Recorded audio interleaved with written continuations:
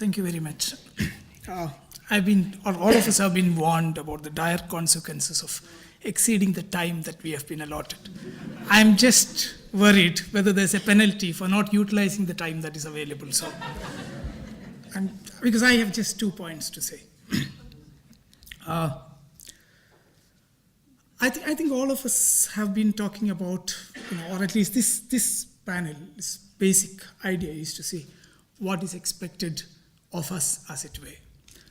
We've heard of the problems. Now we are saying, yes, as producer networks, as small farmers, how is it that this problem is going to be addressed? It's in effect telling us there's a responsibility end to this. There's been the small farmer rights end that has been articulated much. I think I'm called in some way to look at the responsibility end of it, and let's see how I plan to look at that. I think we need to start by understanding the basic character of the goods that have been or that are in the fair trade regime, as it were.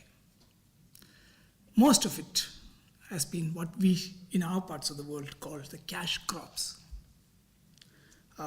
These are agricultural commodities that are not part of the staple food of those communities.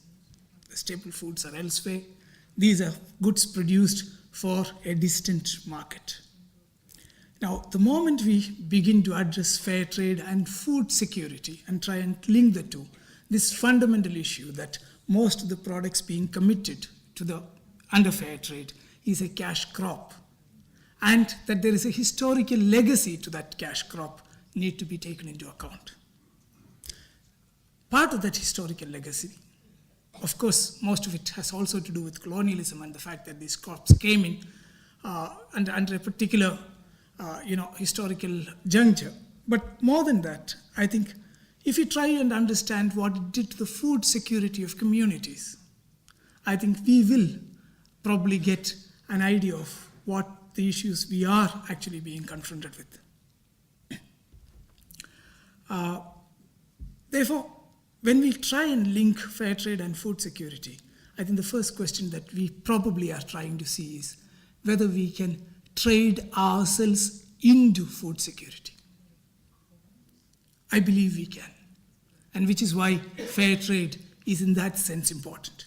Otherwise, in a general context, in the acutely environmentally conscious world that we are living today, this massive haulage of commodities across the oceans is probably not the best way to address global warming. So we need to look at not just how we can trade ourselves into food security, maybe over a much longer period, how we can trade ourselves out of trade itself, out of this massive commodity trade that happens, and then try and link what we are trying to say with all our growing concerns about food miles and the rest of that narrative which you are familiar with. So if we can calibrate the engagement in fair trade with growing food security for the communities that are producing these cash crops, I think we are probably trying to address the problem. And one of the critical ways this could be done is to try and see, this has been said here earlier, how the investments into fair trade are simultaneously also investments into food security. How the returns from fair trade are also returns that go into ensuring food security. We heard earlier here that farmers who had diversification of crops were comparatively less affected by the spurt in food prices. And I think there is a lesson there. Diversification of a certain order. Diversification not merely in terms of diversification of crops that can still be committed to the global commodity market, but diversification from cash crop economy to a food secure economies.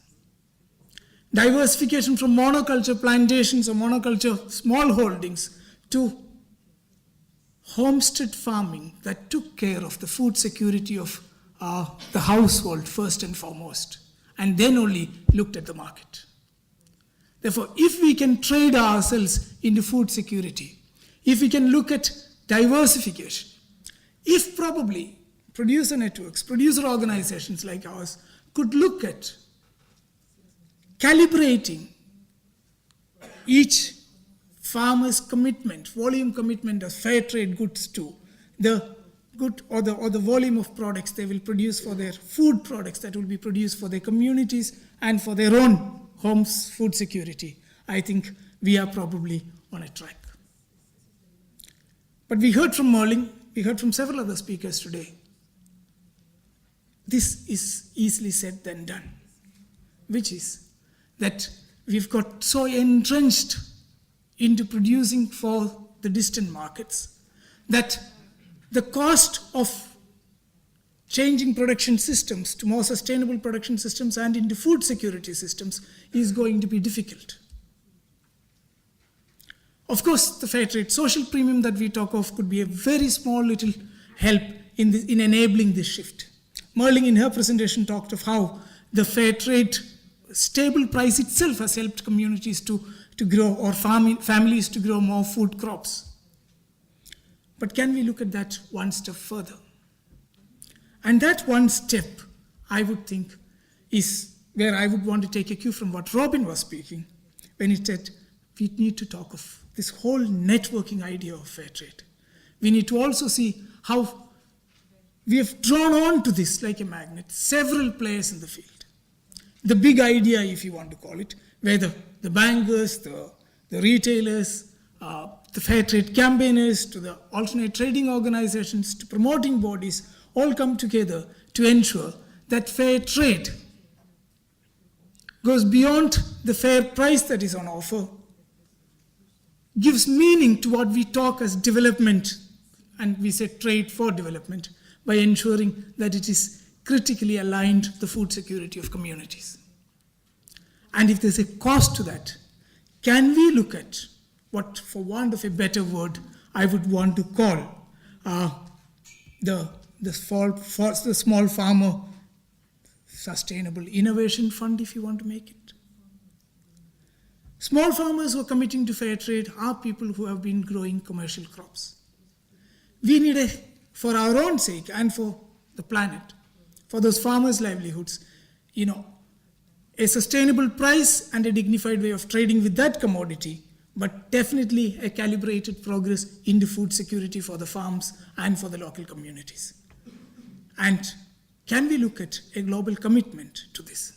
I say this also in the context of the elephant in the room, as it was said earlier, which we generally haven't been talking much about, which is the current economic climate. The current economic climate, as much as fair trade has been one bulwark against that climate and its impact on small farmers, is definitely going to have its telling effect soon. And I think as the fair trade community that we are, we need to be geared to face that challenge. And one of the ways of facing that challenge would be to ensure that the food security of communities that otherwise was probably purchasable from the market because there's a fair price being paid for their goods is going to come under much greater strain now. And we probably need to talk even bigger. And I commit this idea, the details of which I think we should flesh out elsewhere and by other means.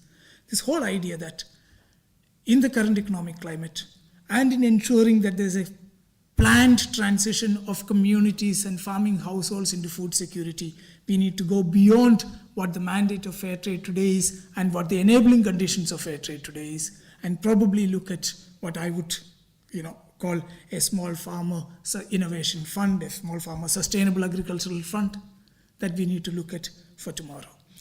To the extent that the producers, we are feeling already the need to commit themselves to food security, I think this massive global coalition to ensure this will go a great way. Thank you so much.